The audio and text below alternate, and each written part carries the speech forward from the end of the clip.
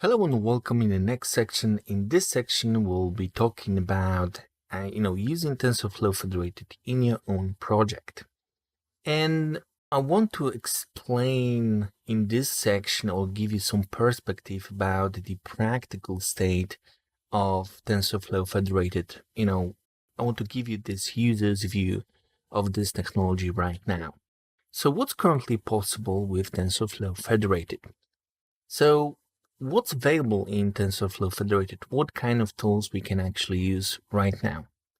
So what we can use the high-level Python API.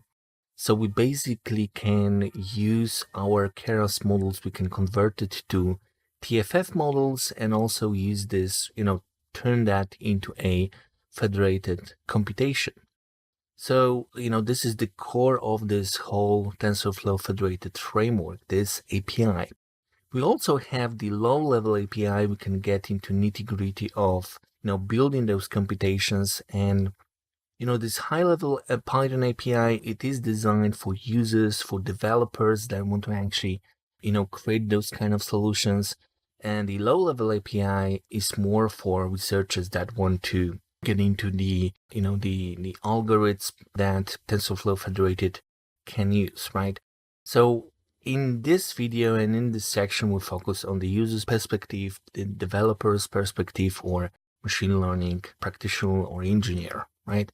So this is what you can actually do. And we were, in the rest of the course, we actually went through a variety of ways you can use that. And you can also use the local test runtime, as you've seen in, throughout the course. We basically use this API to create the federated learning computation and run it locally. And what's interesting about that is that the code that we were running throughout the course, this is actually compiled into a runtime that can be run, at least in theory, on, a variety of devices. So this is kind of this API is transparent, or it is designed to be transparent from the actual device that this runtime is running on, right? So at least in theory, no matter on which device you want to then deploy this code, it should work just as it is using the API. So what you can basically right now do is kind of prepare for the practical aspect of TensorFlow federated code. So right now you can just see if your Keras models actually work locally on this kind of infrastructure, right? So what's needed to make it a practical solution? So mind you, the TensorFlow federated is based on the experiences that, Google's engineers have with Gboard, with implementing the word suggestion for Gboard inside the mobile devices and a lot of mobile devices, right? But right now, it seems that they try to run in this project, by creating this project, they try to get those core components that they were using and open source them and make them available for everyone. So naturally, they will do that in stages because obviously their business rely on those functionality, because we know a lot of people are using this word suggestion and they probably want to just release it in the right order. So right now, only a couple of components are available. So first thing that really is lacking at this point, and I think this will be available pretty soon, this is the actual test runtime that you can run on multiple network clients, right? So some piece of software, of client software that, TensorFlow runtime, that can actually train those models locally on pretty much just a standard network connected device. I think that would be much more practical to see this working, because you'll pretty much know how it works in practice. You could imagine more it and test it more in this kind of a more realistic scenario. But we don't have any roadmap of when this will be available. There are some quests in TensorFlow Federated GitHub issues, tab or place, and we don't know where this will be available, but I'm pretty sure that we'll see it soon.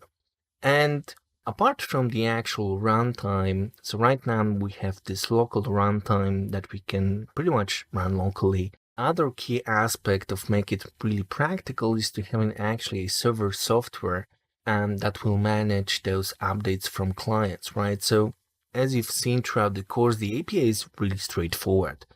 And notice that we don't need to manage our clients.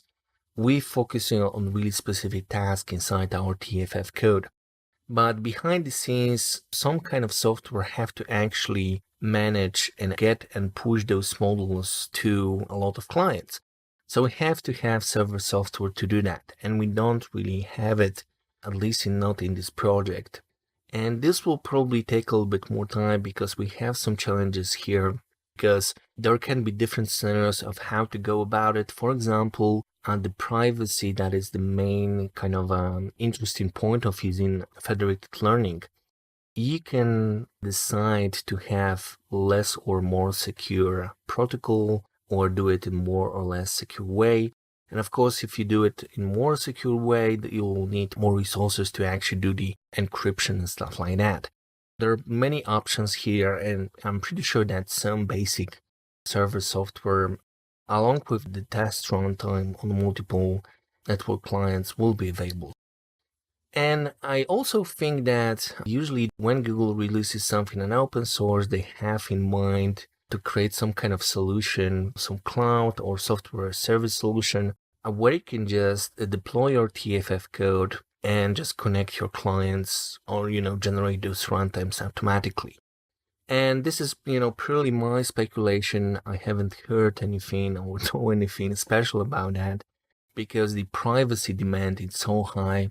It's quite possible that they're working behind the scenes on creating these kind of services, right? So you don't have to worry about the infrastructure. The only thing that you do, you write the actual TensorFlow Federated code, and some standard runtime is being deployed on a bunch of devices, right? There are many challenges here, but I'm pretty sure that they're working right now on that.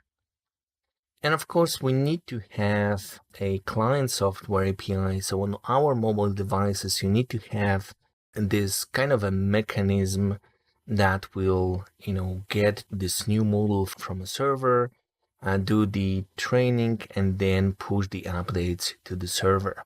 And, it seems like it's pretty straightforward kind of a scenario, but you have to take into account that it has to be probably some kind of API, because you have to get the data from a specific application, right? Yeah, there's again a lot of things going on here, and this is really needed to do that. And one of the key components that will be required to do that, it's already there, and this is called Tensorflow Light. And then again, this is my speculation, but it seems that this will be used as a piece of this API, or you will have to use a piece of this API to actually make those clients for TFF, make them work. And I will talk about TensorFlow Light in this section, at the end of this section. But what TensorFlow Light is basically an optimized TensorFlow runtime that is designed to work on embedded and mobile devices, right? So this is really awesome project when you basically can use TensorFlow and on embedded or mobile device, which is really very, very fast, optimized for both CPUs and GPUs on mobile devices and embedded devices. So this is a very crucial component of the whole TFF to be structure or infrastructure. And we also have to have secure protocol to communicate with client server.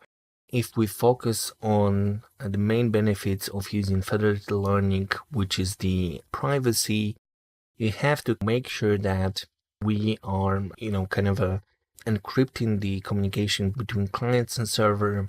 So we have to have some kind of secure protocol to do that. There are some ideas, I believe, has been implemented of federated learning in a more secure way, a lot of tricks that make sure that the data that you send in between clients and server stays secure. But we, again, haven't seen any practical implementation, and this will be implemented in both server and client. It has to be also, easy enough or simple enough protocol to make it work on mobile devices, right? So it doesn't have to be very complicated. And You have to keep in mind that TensorFlow Federated, this is a very young, but it seems that it's quite dynamic project. There's not a lot of contribution outside of Google right now, that I think that this is a very interesting project. And right now they are focusing on those core components and not necessarily the infrastructure components. So it seems that they are focused on the testing these two main components that they have right now, which is the federated learning API. Probably the most important is to just make sure that the high-level API for users works correctly with, a variety of models. And, from my experience, it works really well. Also, they are interested in those algorithms that they can work on those platforms or in this kind of computational environment. And right now we have the federated averaging algorithm, which is the way to get those updates from clients and putting them together. But they also are interested in seeing different algorithms that they can work in this kind of a computational fashion. So this focus is probably more on the research part and maybe inventing something new here, right? So those are two focuses right now, making sure that those two core components works fine. But the problem with this TensorFlow Federated project is that there is no roadmap on where all those key practical components will be available. There are some requests in the GitHub issues tab about those, and there's the standard reply right now is that we are working on it, at least on the test runtime right now, and there's no roadmap. Okay, so I'm sure we'll see some progress in a short amount of time, but right now we don't have any roadmaps.